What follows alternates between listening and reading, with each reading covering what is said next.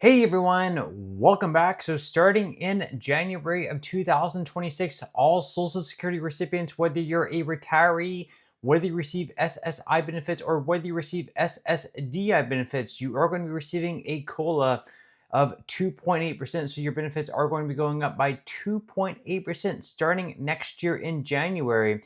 However, certain recipients may get an even bigger benefit boost. In today's video, we are going to be covering everything that you need to know. But before we go ahead and dive into for today, if you would like to receive up to $200 in free stock or $200 in free cash, in a pinned comment below, I will be leaving a link to Robinhood. All you have to do is once you click on that link is just sign up for a free account and then simply link your bank account.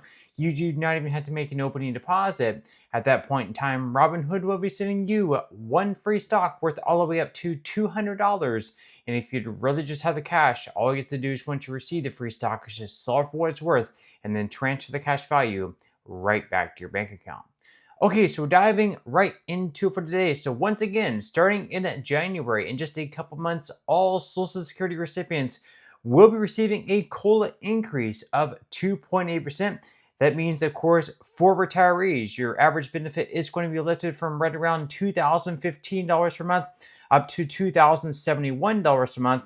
For SSDI beneficiaries, your average benefit is going to be lifted up to $1,630 a month, up from $1,586 a month. And then, of course, for individuals, the SSI maximum benefit is going to be going from right around $943 a month up to $969 per month next year in 2026. Now, on top of that, there are actually certain recipients who might even get a bigger benefit boost on top of this COLA increase. So we're going to be diving into this article here by the Motley Fool to start out today's video. They say the 2026 Social Security COLA might not be your only benefit boost next year if you fall into one of these three groups. So the first group, of course, according to the Motley Fool, is continuing to work and earning more than in years past. So the Social Security Administration bases your monthly retirement benefit on your average monthly income over your 35 highest earning years adjusted for inflation. Calculating your benefit is straightforward enough if you wait until you retire to apply. It's a little trickier if you continue to work while claiming. So every year, the government will look at your income data from the year prior to determine if it was higher than any of your existing 35 highest earning years. If the answer is no, your benefit stays the same apart from a small bump from the COLA. However, if the answer is yes, the government will recalculate your benefit based on this new information and you'll get larger checks going forward.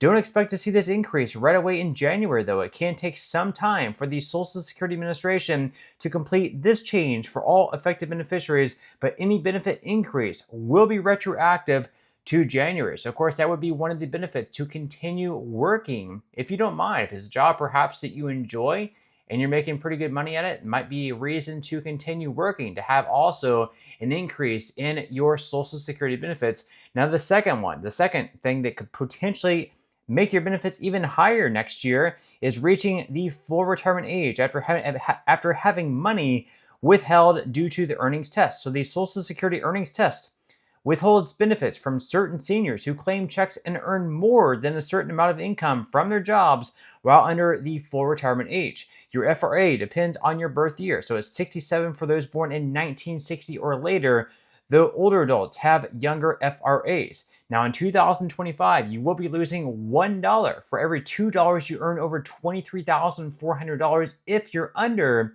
your FRA all year. On the other hand, you only lose $1 for every $3 you earn over $62,160 if you reach your FRA this year and earn that much more before your birth month. These limits will rise to $24,480 and $65,160 respectively in 2026. Now, this could cost you some or all of your check in certain months, depending on your annual income and the benefits you qualify for. But there is a silver lining. Once you reach your FRA, the government increases your benefit to account for what it withheld previously. Now, this increase will vary depending on how much the Social Security Administration kept back from you in the past years. This change should take effect in the month you reach your FRA, But keep in mind that Social Security payments go out in the month after they're due. So if you reach your FRA in June, you won't notice a difference until your July payment. So that's also another thing that could potentially boost your benefits next year in 2026 on top of your cost of living adjustment. Now, the third and final thing that could also boost your benefits next year in 2026, if you become eligible for a spousal benefit that's actually larger than your retirement benefit. So many married people find themselves dually eligible for Social Security. That is, they qualify for a retirement benefit based on their own work history and a spousal benefit based on their partner's work record. However, the Social Security Administration only pays you the larger of the two, and you can't claim a spousal benefit until your partner is receiving their retirement benefit. Now, your spousal benefit is worth up to 1/2 of the retirement benefit your partner qualifies for at their FRA. However, you can get less than this if you claim before your own FRA.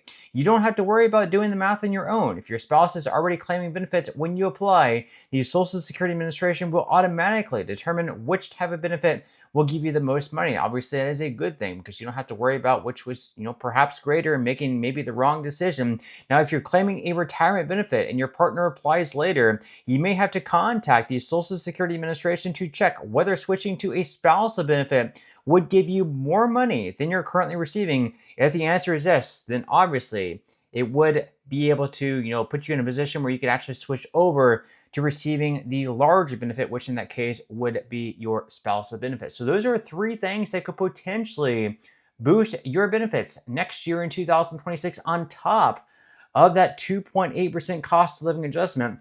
And of course, on top of those three things, there is actually a wild card, a fourth thing that could really substantially increase your benefits. Now, obviously, this would not actually be on a permanent basis or anything like that, unfortunately, but it would be for 6 months. Right now, we have Democrats in DC. We're still waiting to see whether or not Republicans will join the Democrats and we can actually make this a bipartisan thing. Because I think, why not? Why not make this bipartisan? It would be an emergency increase for 6 months. It would be $200 a month.